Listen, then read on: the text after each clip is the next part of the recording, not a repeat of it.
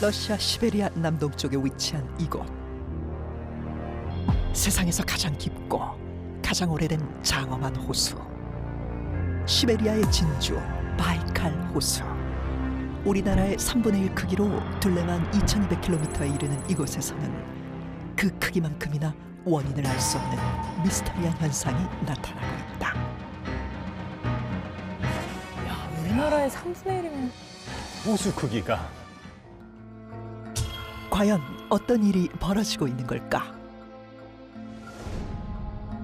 1982년 바이칼 호수에서 훈련 중이던 7명의 군 잠수부에게 일어난 충격적인 사건. 그들은 수중 훈련을 위해 수심 50m까지 내려가게 됐고, 바로 그 순간 기이한 생명체를 발견하게 됐는데,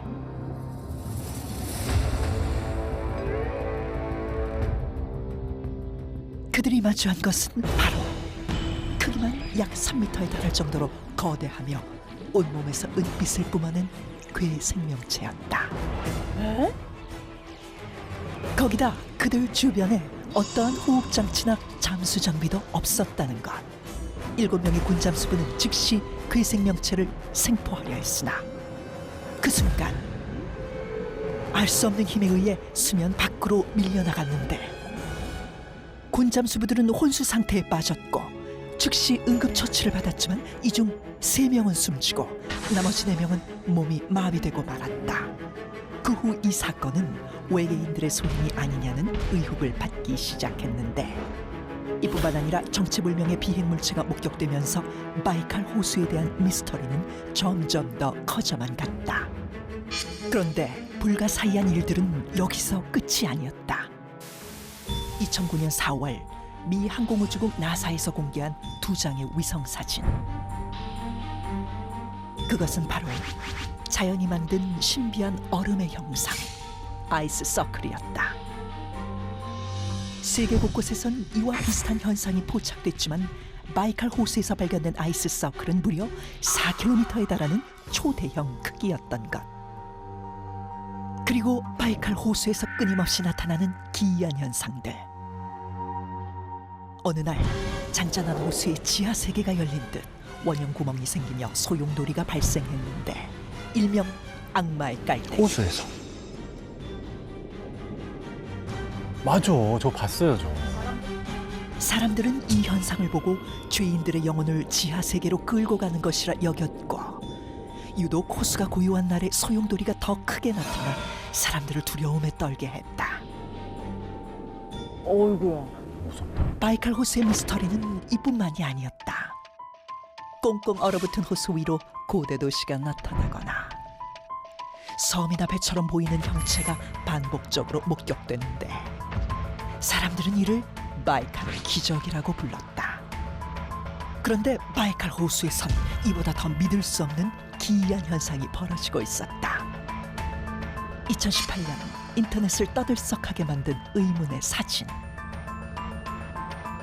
얼어있는 바이칼 호수 위로 마치 공중부양을 하듯 얇은 얼음 기둥을 의지한 채 뭐야? 위태롭게 떠있는 돌의 형상.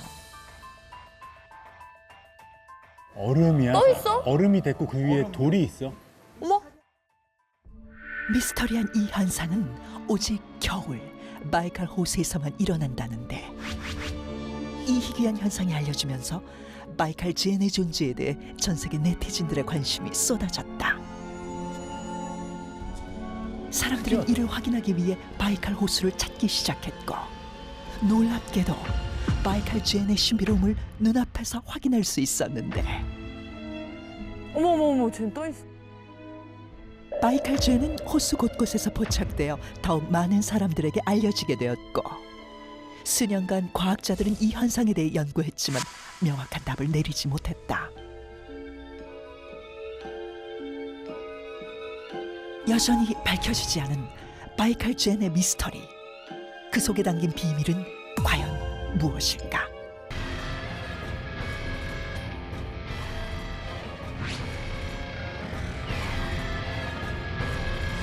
본격적으로 오늘의 주제로 들어가 봐야죠. 가장 미스터리한 현상, 바이칼 젠.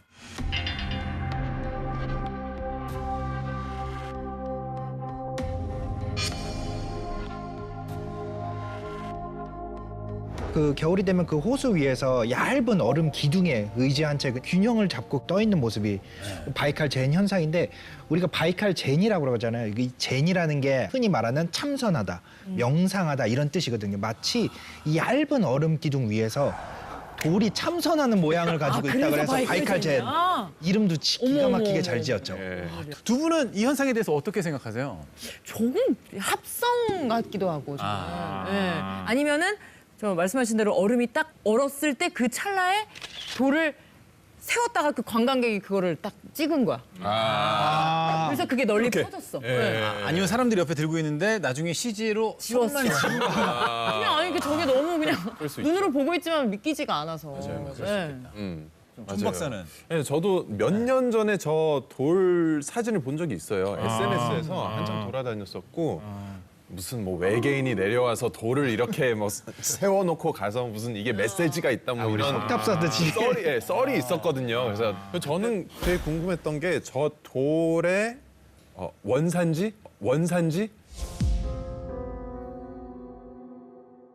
그러니까 돌이 어디서 왔냐? 돌이 뭐 이렇게 물 위에 떠 있었다가 온 것도 아니고 뭐 하늘에서 떨어졌는지 누가 거기다 갖다 놨는지 이 돌은 어디서 나왔는지가 가장 좀 궁금했는데 어떻게 좀 생각해요? 저도 사실 그게 제일 궁금해요. 어떻게 호수에 갑자기 저렇게 돌이 뚝 떨어져서 있을 수 있을까? 그러니까. 뭐 우주에서 떨어진 건가? 뭐 이런 생각도 해봤거든요. 그러니까 의외로 우주에서 운석 같은 것들이 지상에 꽤 떨어집니다. 그런 것은 아닐까라는 생각이 들 정도로 네. 저도 돌이 어디서 왔느냐가 제일 궁금해요. 그러게요. 근데 사실 운석은 저렇게 밝은 색은 안 나오거든요. 아 그래요? 우주에서 많은 압력과 열과 이런 것들로 인해서 까맣게 타버리기 때문에 주로 어두운 색이 많거든요. 그래서 그 설명을 하기가 너무 힘드니까 이제 운석 얘기도 하신 것 같아요.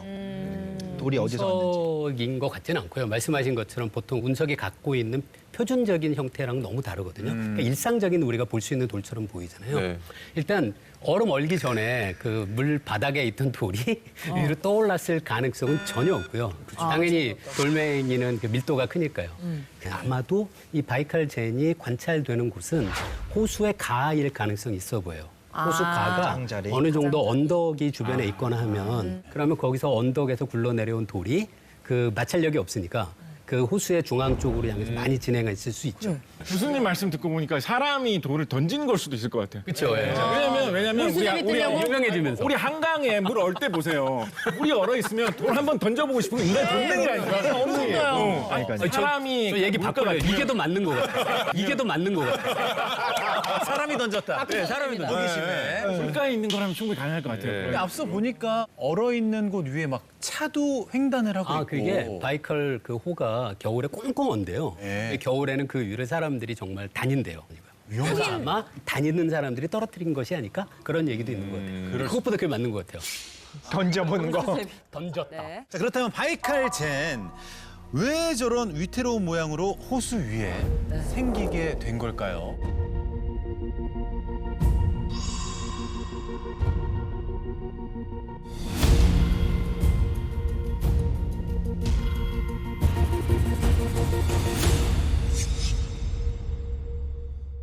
이 물리학 입장에서 어떻게 설명이 가능할까요?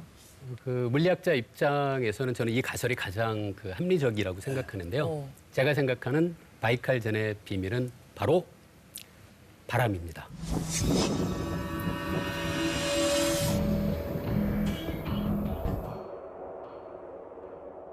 바람. 야, 바람이 저렇게 옮겨놨다고요? 그 바이칼 젠이 생기는 때가 겨울인데요. 겨울에 항상 호수의 얼음 위로 시속 100km 정도의 바람이 불고요. 그거를 초속으로 생각하면은 초속 30m 정도예요. 그러니까 1초에 30m라는 엄청난 속도의 바람이 불고 있는 거죠. 이렇게 바람이 불면은 이 호수 바로 위에 얼음 위를 부는 바람이 이 돌을 만나잖아요. 거기서 똑바로 진행하지 못하니까 돌의 아래 부분에서 이렇게 휘돌아 나가게 돼요, 바람이. 강한 바람이 돌 아래 부분에 부딪히면서 그 돌 아래에 있는 얼음들을 깎아내듯이 점점 이렇게 파이게 되는 것 같아요. 이런 거를 그 물리학에서는 승화라고 부르거든요. 승화. 보통은 많은 물질들이 고체 상태에서 기체 상태로 중간에 액체 상태를 거치지 않고 변할 수 있어요. 가장 우리가 쉽게 볼 수 있는 게 드라이 아이스 보면 맞아. 하얀색 기임 같은 게 막 나오잖아요. 맞아요. 이게 바로 승화거든요. 그런데 얼음은 드라이아이스하고랑 다르거든요. 우리가 살아가는 온도와 압력에서는 직접 바뀌지를 못해요. 그 우리가 볼 수 있는 그 바람에 의한 풍화 작용과 상당히 비슷한 거죠. 어쨌든 송화라고는 할 수 있습니다. 고체 상태의 얼음이 기체 상태로 변해서 이제 점점 없어지는 거니까요. 혹시 뭐 풍화 작용 좀 쉽게 설명해 주실 수 있을까요? 그 풍화 작용에 가장 쉬운 예가 있어요. 대만의 예류 지질 공원이라는 데가 있어요.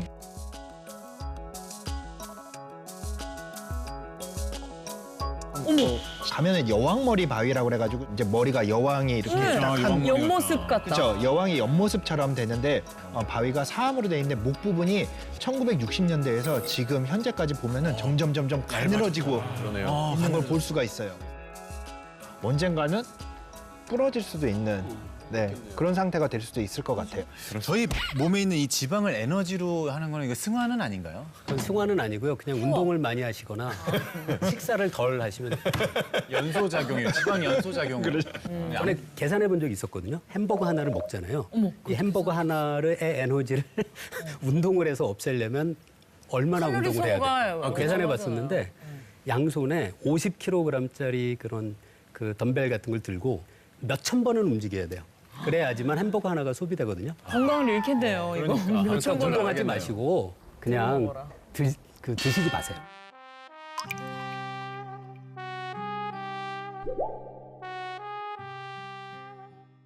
저는 이런 이야기를 들으면 햄버거가 더 맛있게 이게 이 정도의 가치가 있는 거고 이게 이렇게나 없애기 어려운 거구나 이런 생각이 들어가지고 귀한 이 귀한 더 맛있게 느껴져요. 한 입이 귀하지 한 이 입이. 논리를 맛으로 승화시켰네요. 나 앞으로 맛있는 거 먹을 때 이런 멘탈을 가지고 이런 마음가짐을 가지고 먹어야겠어요. 맞아요. 이왕 먹는 거 그 정도의 가치가 있어요. 흥미로워졌네요 네. 이야기가. 자, 지금까지 우리 과학자분들께서 이렇게 친절하게 설명해 주셨는데 저 같은 사람은 이렇게 말씀만으로 들었을 때는 조금 헷갈릴 수가 있거든요. 그래서 저희 다빈치 실험실에서 바람에 대한 이 가설을 가지고 러시아의 바이칼 호수를 재현해서 바이칼 젠 현상을 실험해 봤다고 합니다. 오 된다고?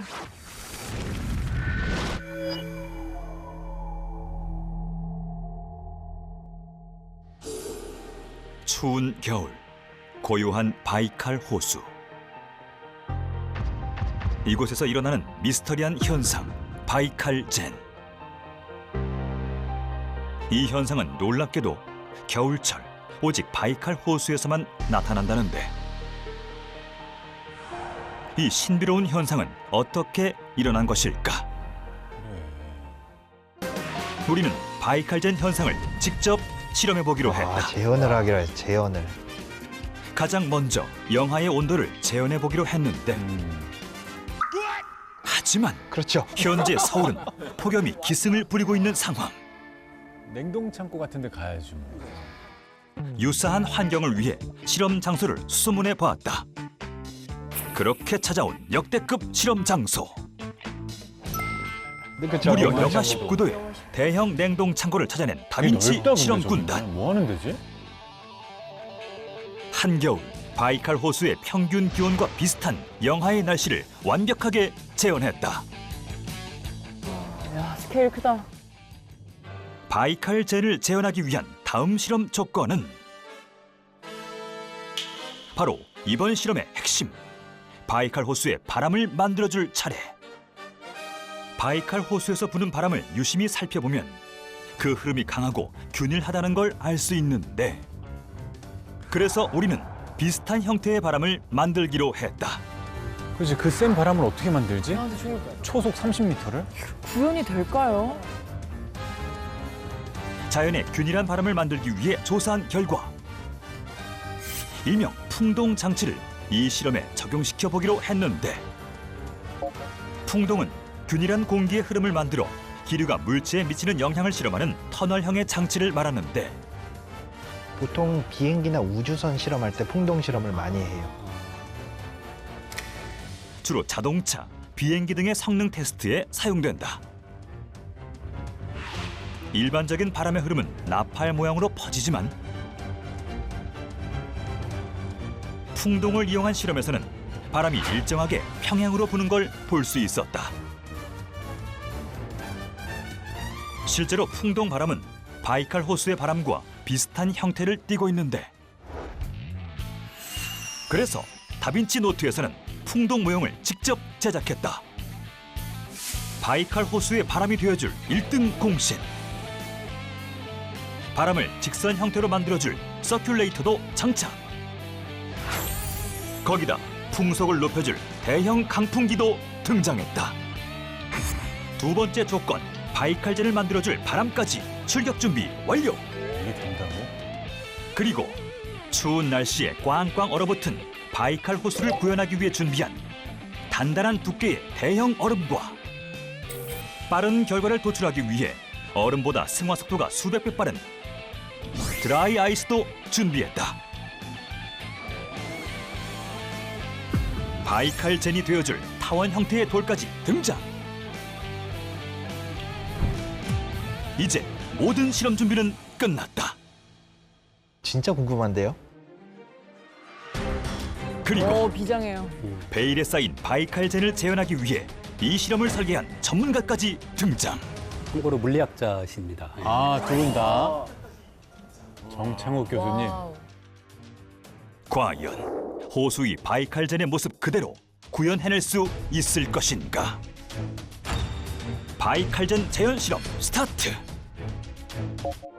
먼저 바이칼 호수와 똑같이 윗면에서만 승화가 일어날 수 있게 얼음과 드라이 아이스를 단열재 안에 넣어주었다.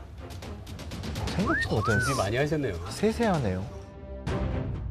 그 다음 단열재를 풍동 모형 안쪽에 넣고 얼음과 드라이 아이스 위에 타원 형태의 돌을 올려주었다.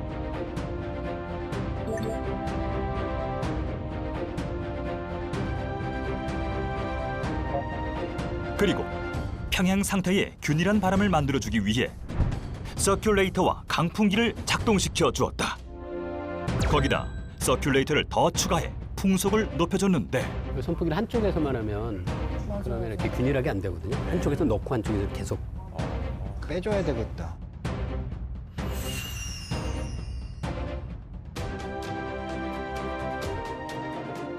과연 이 실험을 통해 바이칼 젠의 비밀을 풀 수 있을 것인가?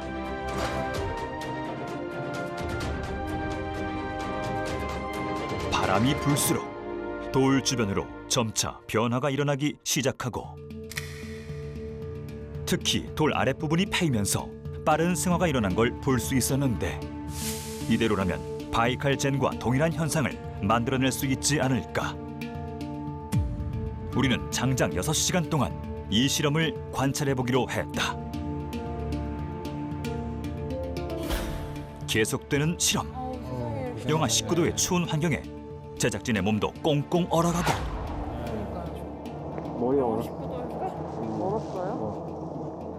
머리카락과 속눈썹마저 얼려버리는 극한의 추위. 그래도 실험은 계속된다. 끝까지 포기하지 않는 다빈치 노트의 실험 정신. 영하 19도에. 시간이 지날수록 돌 밑부분이 점점 변화되는 모습을 볼 수 있었는데, 6시간 경과 후 관찰 실험 종료. 드디어 실험 결과를 확인할 차례.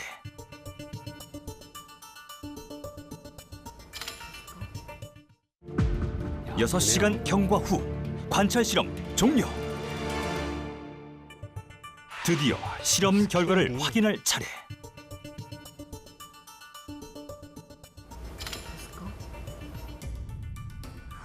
과연 어떤 변화가 생겼을까? 밑쪽에 보면 이렇게?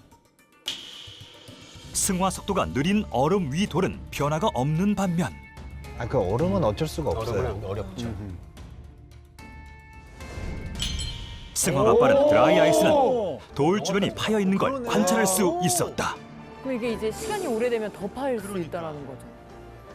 작은 기둥 가운데 기둥이 있어요. 야, 그럼. 실험 전후를 비교한 결과 돌 아랫부분에 승화가 일어난 걸 확인할 수 있었다. 완벽한 형태는 아니지만 바이칼 젠과 제법 비슷한 모습의 실험용 돌. 여기엔 어떤 원리가 숨어 있을까? 원리는 이렇다.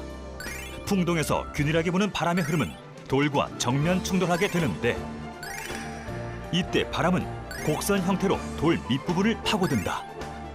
그 흐름을 바로 와류와 난류라 하는데 이 흐름은 소용돌이 형태로 존재하게 된다.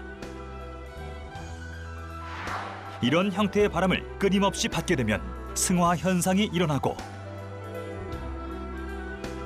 이 과정이 반복되면서 바이칼젠의 형태로 변하게 되는 것. 바이칼젠 속에 담긴 과학적 비밀은 혹시 바람에 의한 승화가 아니었을까? 야, 이거 진짜 박수 쳐야 돼. 진짜 신기하네요. 바이칼젠을 거의 그대로 재현해냈습니다. 맞아요. 과학자분들은 어떻게 보셨어요? 저는 저 정도까지 이렇게 비슷하게 나올 거라고는 솔직히 기대를 못했거든요. 저렇게 풍동 실험을 설계한 것도 대단하고 저 결과가 저희가 생각했던 거 이상으로 정말 재현을 명확하게 해낸 것 같아요. 아주 비슷했었어요. 과학자들이 이런 얘기할 땐 자기가 얘기해도 잘 안 믿을 때가 많거든요. 오늘 보니까 제가 한 얘기지만 상당히 설득력이 있어요. 진짜 보니까 더 신뢰가 간다. 맞아요. 그죠?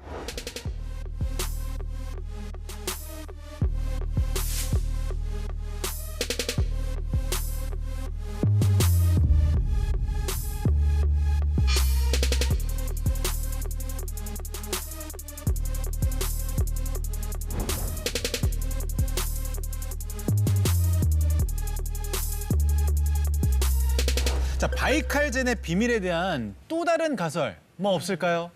그 앞서 김범준 교수님께서 말씀하셨던 바람에 의한 현상과 더불어서 제가 생각하는 비밀은 바로 태양열입니다.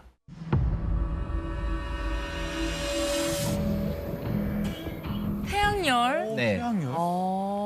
지금 저기는 냉동 창고였잖아요. 그렇지만 바이칼호는 자연에 노출돼 있는 상태잖아요. 그러니까 낮에는 태양열이 분명히 존재를 할 거예요. 아무리 겨울이지만. 해가 뜨니까. 그렇죠. 그러면 태양열이 있다면 물은 대부분의 태양빛을 이제 반사를 시킨다든지 투과를 시킨다든지 이렇게 하는 반면에 그 위에 얹어져 있는 돌은 대부분의 열을 흡수를 하겠죠. 그렇죠. 그리고 세상의 모든 물체는 적외선으로 다시 그 열을 내뿜어요. 흔히 우리가 그 열을 복사열이라고 그러거든요.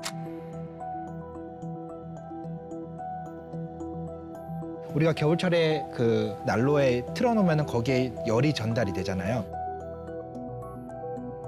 그렇게 열이 전달되는 방식을 복사라고 그래요. 그래서 그 돌에 의해서 열이 복사가 진행이 되면은 가장자리부터 녹아 나오게 되면은 가운데만 기둥이 남게 되고 낮 동안 이제 승화된 얼음이 밤 동안 거기에 붙어 있다가 태양열을 받으면 다시 녹겠죠. 그렇죠. 그 물들이 가장자리를 통해서 그 얼음으로 다시 떨어지겠죠. 가장자리는 녹아서 도너츠 모양이 생기는 거죠. 저는 비열이라는 말로 좀 더 설명을 해드리고 싶어요. 비열.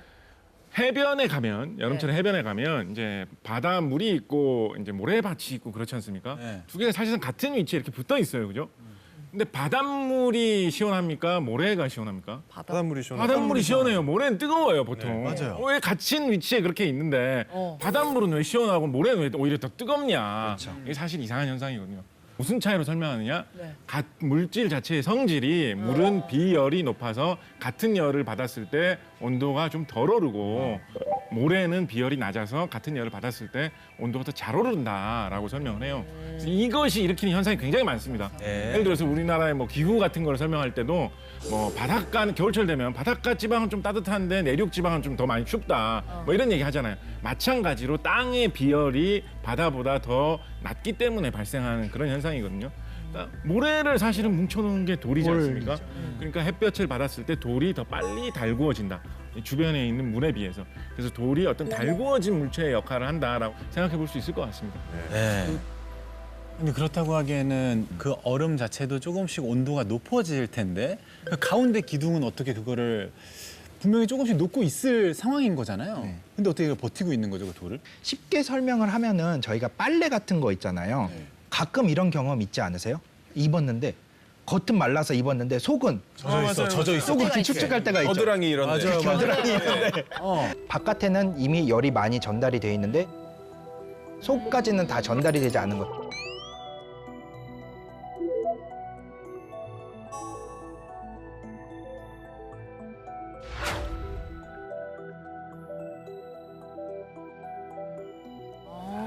그럼 그 물기둥을 그 겨드랑이라고 생각하면 되겠네요. 얼마나 네. 자, 바이칼젠이 어떻게 생기게 되었는지에 대해서 말씀들 들어봤는데요. 바람과 햇빛으로 가능할 수도 있겠다라는 생각이 들었습니다. 하지만 우리 존 박사 아직까지 얼굴에 물음표가 있습니다. 아, 매섭네요. 아주 매서워요. 네. 자, 바이칼젠이 어떻게 생기게 되었는지에 대해서 말씀들 들어봤는데요. 바람과 햇빛으로 가능할 수도 있겠다라는 생각이 들었습니다. 하지만 우리 존 박사 아직까지 얼굴에 물음표가 있습니다. 아, 매섭네요. 아주 매서워요. 사진을 잘 보잖아요. 네. 사진을 보면 돌마다 무게와 크기, 뭐 생김새도 다 다른데 그래. 정말 마치 계산이라도 한 것처럼 완벽하게 중심을 잡고 있어요. 맞아. 그러니까 어떻게 저렇게 쓰러지지 않고 모두 균형을 잡고 있는 건지 저게 정말 궁금합니다. 진짜 아니, 사진을 보면 되게 위태위태해 보여요. 그냥 훅 불어도 바로 쓰러질 것 같은데. 제 생각엔 저런 모습이 아니라 그냥 바닥에 쓰러져 있는 돌도 많았을 거거든요. 근데 여러분이 가서 사진을 찍는다면 어떤 사진을 찍으시겠습니까? 올라와 있는 거 찍고. 그래서 그런 올려야 되니까. 네. 편향도 분명히 있는 것 같은데, 근데 저는 이 중에서도 왼쪽 위에 있는 돌은 그럼에도 신기해요. 불구하고 너무 신기해요. 네. 저는 이런 식으로 생각을 해봅니다. 저 사진에서 자세히 보시면 네. 옆에 약간 눈 같은 것이 보이지 않습니까? 하얀색으로. 예. 저는 저 눈이 원래 상당히 쌓여 있었을 거라고 생각해요. 그래서 눈이 쌓여 있는 위에 돌이 올라와가지고 돌이 애초에 비스듬한 모양으로 잡혀 있었던 거죠. 그 눈 때문에 비스듬한 상태로 있었는데 그 눈이 녹으면서 바이칼젠이 생겼고 최종적으로는 그대로 고정이 되었다. 남아있는 저 얼음 하나가 꽁꽁 얼면서 저걸 어느 정도 붙잡고 있는 것이 아닐까? 꽁꽁 얼어서 붙어 있어서 저 모양을 띄우는 거다. 네.